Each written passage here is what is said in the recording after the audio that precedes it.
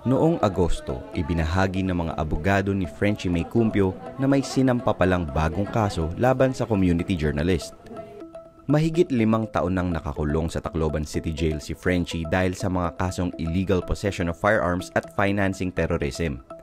Patapos na sana ang naging mabagal na pagdinig sa mga kasong ito nang nalaman nilang may double murder charge na dinagdag sa mga kaso ni Frenchie. Batay daw ang kaso sa isang ambush na kasama raw si Frenchie na nangyari higit 100 kilometro mula sa Tacloban City kung saan nagtatrabaho si Frenchie bilang mamamahayag at anchor sa radio station. Para sa human rights lawyers, hindi makatwiran ang pagsampa ng panibagong kaso. Tila naniniguro raw ang prosekusyon na patagalin sa kulungan si Frenchie.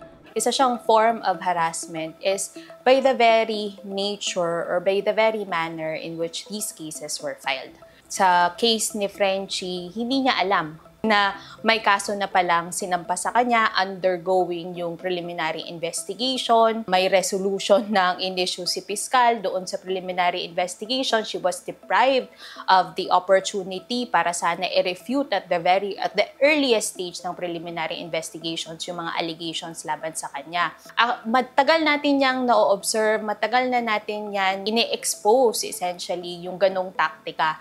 Ginawa at sinampa yung kaso na yon with the design in mind na hindi talaga makapag-participate. Hindi lang si Frenchie ang nakasuhan habang may ongoing pang kaso ang isang political prisoner ayon sa NUPL. Hindi isolated case yung nangyari kay Frenchie na nadadagdagan yung kaso. Like yung labor rights advocate na si Mauch Maga, inaresto siya on the basis of a warrant of arrest na in-issue somewhere in Mindanao na never pa niyang napuntahan. And while in detention, nalaman niyang may iba pa palang pending na mga cases laban sa kanya. Si Bob Reyes, napakadaming kaso na kinakabit sa kanya. Even cases na hindi naman talaga siya. At dahil same lang or similar yung name, allegedly, ay kinakabit pa rin sa kanya. So, madami tayong ganong instances. Pinapakita lang daw ng ganitong modus kung gaano kapursigido ang state forces na gipitin ng mga journalist at human rights defenders, kahit na mag-imbento na lang ng patong-patong na kaso.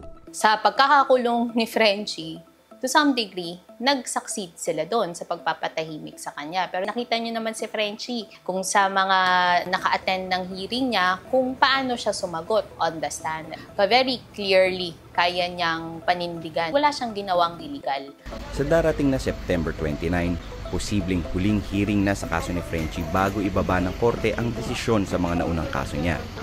Sabi ng NUPL, tama lang daw na patuloy magsama-sama ang journalist at iba pang taga-suporta ni Frenchie para lalo pang igiit ang panawagang Free Frenchie May Cumpio.